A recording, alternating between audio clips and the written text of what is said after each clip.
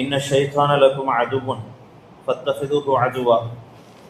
ஷைத்தான் என்பவன் நிச்சயமாக உங்களுக்கு பகைவனாக இருக்கின்றான், எனவே அவனை நீங்களும் பகைவனாக ஆக்கிக் கொள்ளுங்கள் என்பதாக அல்லாஹு தஆலா சொல்கின்றான்.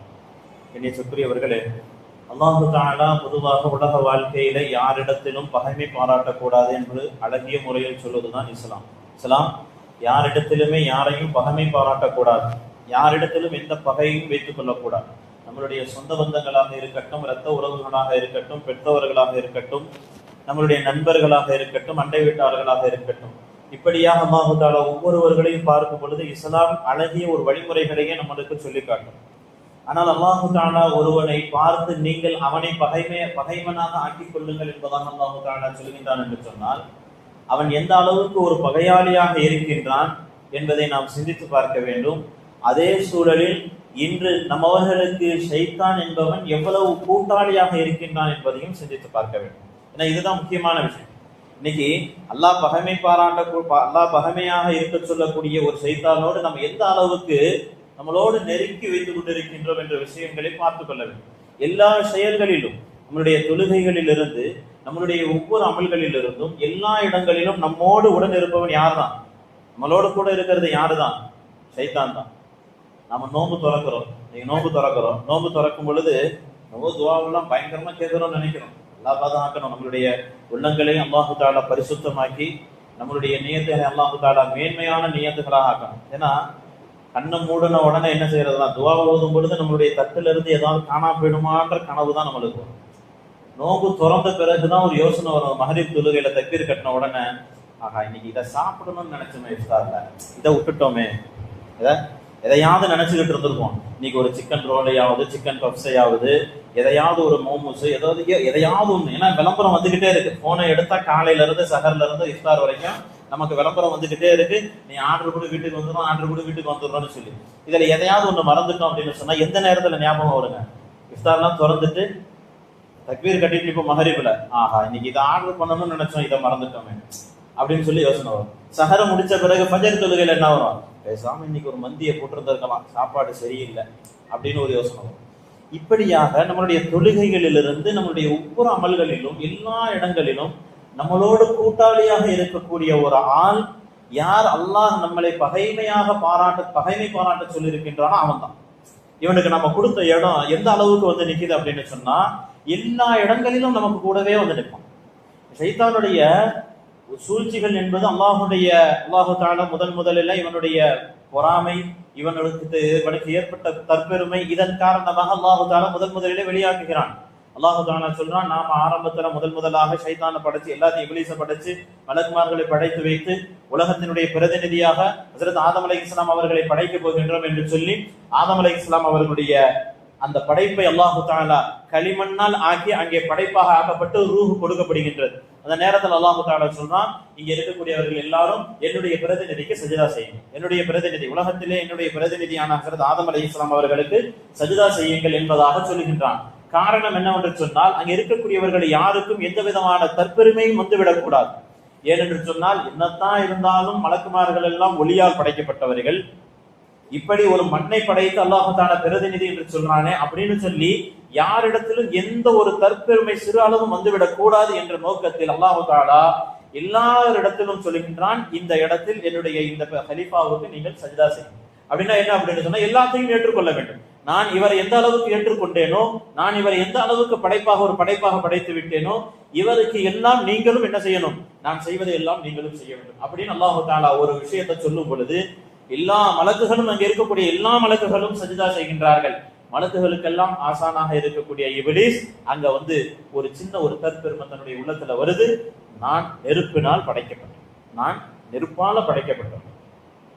இங்க ஒரு களிமண்ணை படைச்சு போட்டு யாருக்கும் எந்த விஷயம் வரக்கூடாது அப்படின்னு அல்லாஹ் நாடுனானோ அந்த ஒரு விஷயத்தை இப்லீஸுடைய உள்ளத்துல இருந்து வெளிப்படுது.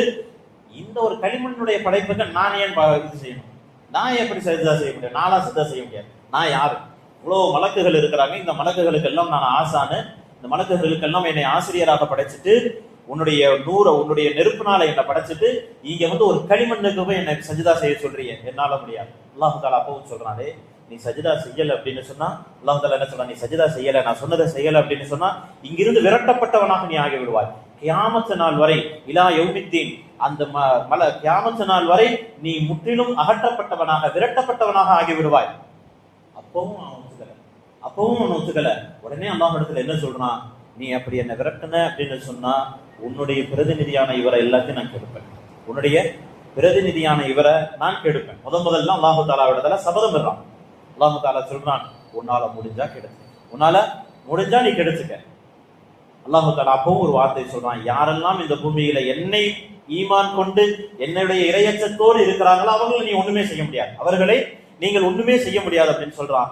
யார் யாரெல்லாம் எனக்கு கிடைக்கிறாங்களோ அவர்களை எல்லாம் நான் வழிகெடுப்பேன் இந்த நரகத்திற்கு. அப்பதான் அல்லாஹ் சொல்றான், உன்னை யார் யாரெல்லாம் பின்தொடர்கின்றார்களோ அவர்கள் எல்லாம் நரகத்திற்கு, இந்த நரகத்திற்கு நான் அதிகமான மனிதர்களை கொண்டு வருவேன். உன்னுடைய படைப்பினங்கள் இந்த ஆதமுடைய பிச்சனங்களிலிருந்து இந்த உலக நரகத்திற்கு நான் அதிகமான உருவங்களை கொண்டு வருவேன், அதிகமானவர்களை நான் பிடிப்பேன் என்பதாக சொல்றான். அல்லாஹு தாலாவுக்கும் ஷைத்தானுக்கும் ஒரு வாக்குவாதம். அல்லாஹு தாலா இடத்துல அவனும் கேட்கலாம், இதுக்கெல்லாம் நீ எனக்கு என்ன செஞ்சிடணும், இதுக்கெல்லாம் எனக்கு ஏற்படக்கூடிய சக்திகளையும் நீ கொடுத்துடணும் அப்படின்னு எல்லா இடத்துலையும் கேட்கலாம். அல்லாஹு தாலா படைப்பாளனாச்சே, அவன் சாதாரணமா சும்மா விட்டுட்டுலாம் இல்ல, எல்லாத்தையும் கொடுத்துதான் இந்த மனிதர்களை சோதிக்கிறான் அல்லாஹ் ரப்பல் ஆலமீன். அதற்கு பிறகு அங்கிருந்து ஷைத்தான் விரட்டப்பட்டு ஹஜ்ரத் ஆதம் அலைஹிஸ்ஸலாம் அவர்களிடத்துல போய் முதல்ல ஹவ்வா அலைஹிஸ்ஸலாம் அவர்களை கெடுத்து ஆரம்பிக்கிறான், உலகத்துல உள்ள கொண்டு வந்து அதுக்கப்புறம் காபில் இடத்துல இருந்து ஆரம்பிக்கிறான் தன்னுடைய சேட்டைகளை. ஹஜ்ரத் காபிலுக்கு பிறகு கொஞ்ச நாள் அப்படியே போகுது. இப்படியாக கொஞ்ச நாள் ஆதம் அலைஹிஸ்ஸலாம் அவருடைய மௌத்திற்கு பிறகு, எந்த நபிகளும் இல்லாத ஒரு காலம், நூஹ் அலைஹிஸ்ஸலாம் அவருடைய மௌத்திற்கும் பிறகு, நபிமார்கள் இல்லாத ஒரு காலத்துல வந்துட்டு என்ன சொல்றான் அப்படின்னு சொன்னா, முதல்ல மனிதர்களை கூப்பிட்டு, இப்படி யாருன்னே தெரியாம இறைவன்கிட்ட இருக்கிறீங்க, முதல்ல கூப்பிடு, யாராவது ஒரு ஆள் எடுத்து வைங்க, யார் எடுத்து வைக்கிறது, இதோ நூஹ் நபியுடைய அடக்கஸ்தலம் இருக்கு, ஆதம் நபியுடைய அடக்கஸ்தலம் இருக்கு, அதை எடுத்து வணங்க ஆரம்பிங்க அப்படின்னு சொல்லப்படுறான்.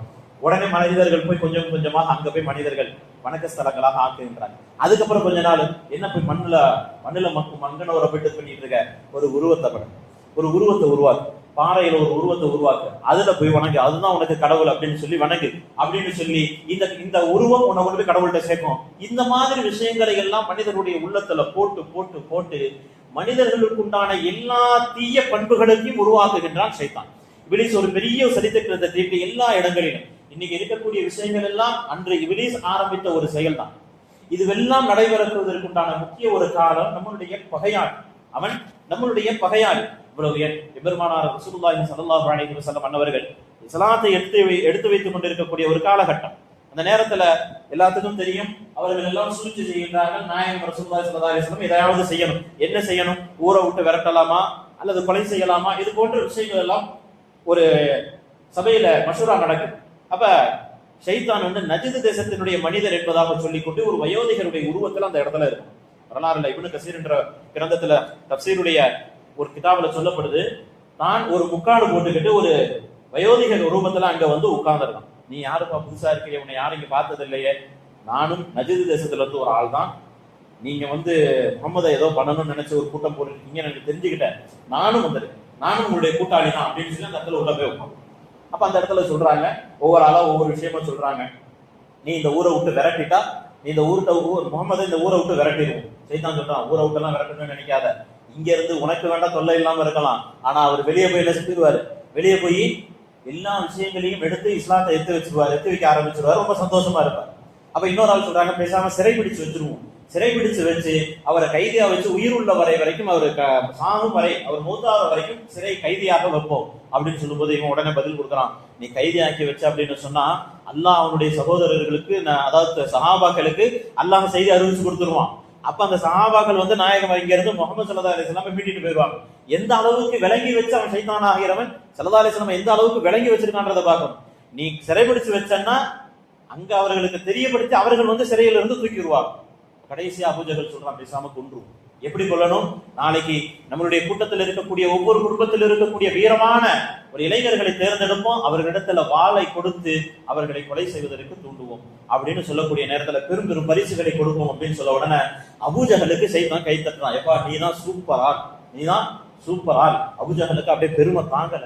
ஒரு அவன் நஜ்து தேசத்திலிருந்து ஒருத்தர் வயோதிகர் என்னுடைய மசூராவுக்கு இவ்வளவு ஆறுதல் கொடுக்கிறாரு அப்படின்னு சொல்லி கொடுக்கிறவன் யாரு? நம்மளுடைய பகையாளி அப்படின்றது அந்த சைத்தானுக்கு தெரியாம அது கை தட்டி ஒரு பெருமையில அங்க இருக்குது. அல்லாஹு தஆலா அறிவிப்பு கொடுக்கிறான், நாயகம் ரசூலுல்லாஹி ஸல்லல்லாஹு அலைஹி வஸல்லம் அங்கிருந்து தப்பிச்சு ஹிஜ்ரத்துடைய நிகழ்வு நடைபெறுகின்றது.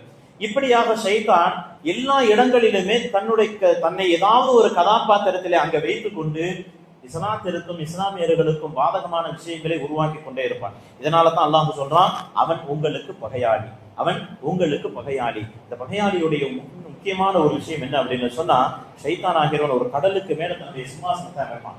சிம்மாசனத்தை அமைச்சிட்டு இருக்கக்கூடிய எல்லா சைத்தான்களையும், சின்ன சின்ன சைத்தான் பெரிய சைத்தான் எல்லாத்தையும் கூப்பிட்டு யார் யார் இன்னைக்கு என்னென்ன செஞ்சீங்க, யார் யார் இன்னைக்கு என்னென்ன செஞ்சீங்க ஒவ்வொருத்தரும் சொல்லுவான். நான் ஒருத்தனை சரக்கடிக்க வச்சேன், நான் ஒருத்தனை பெண்ணிடத்துல தவறாக வச்சேன். இதெல்லாம் பெரிய விஷயம் இல்லை போப்பா, இதெல்லாம் பெரிய விஷயம் இல்லையா, வேற எதுதான்ப்பா அவனுக்கு பெரிய விஷயம்?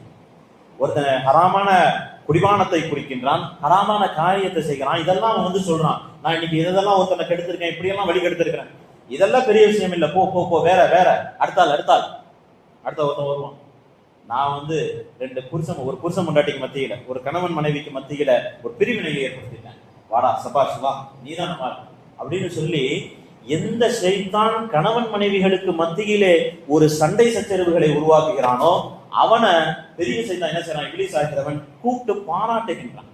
எந்த அளவுக்கு கேட்கறான், என்ன நடந்துச்சு சொல்லு. அப்ப கணவன் மனைவிகளுக்கு மத்தியில நடக்க அந்த சண்டைகளை சைத்தான் அங்க விவரிக்க அவனுக்கு சந்தோஷம், ஆர்ப்பரிக்கிறான். சபாசரா நீ தாண்டா, உன்ன மாதிரி தாண்டா இருக்கணும் அப்படின்னு சொல்லி சைத்தானை இன்னும் தட்டி கொடுத்து போங்க.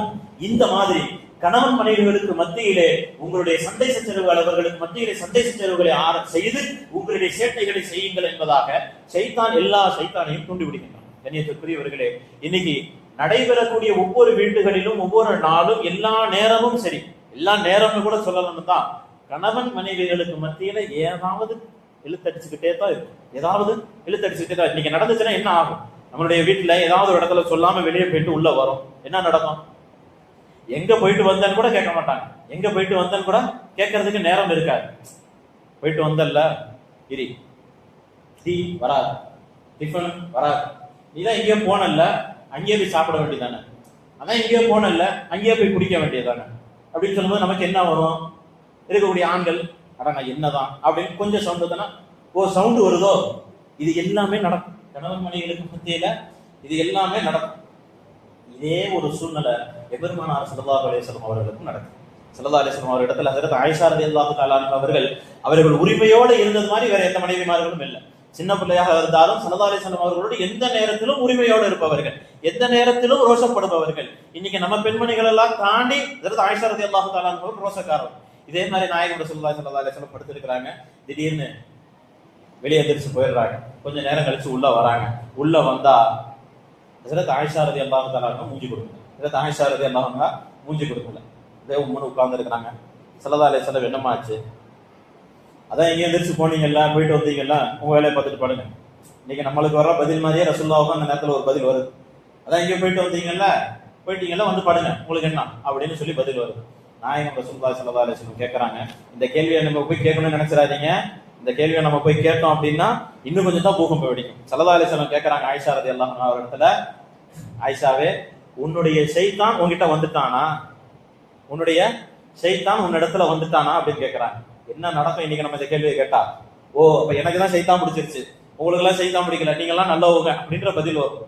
ஹஜ்ரத் ஆயிஷா ரலியல்லாஹு அன்ஹா அவரிடத்துல போய் நாயகம் ஸல்லல்லாஹு அலைஹி வஸல்லம் கேட்கறாங்க, ஆயிஷாவே உன்னிடத்துல உன்னோட ஷைத்தான் வந்துட்டானா அப்படின்னு கேட்கறாங்க. ஆயிஷா ரலியல்லாஹு அன்ஹா அவர்கள் இல்முக்கு பேர் போனவர்களாச்சு, அதை கொண்டு ஒரு கல்வியை கற்றுக்கொள்ள வேண்டும் என்ற ஒரு யோசனையோடு மறுபடியும் கேட்கிறாங்க, யா ரசூலல்லாஹ் என்கிட்ட சைத்தான் வந்துருவானா?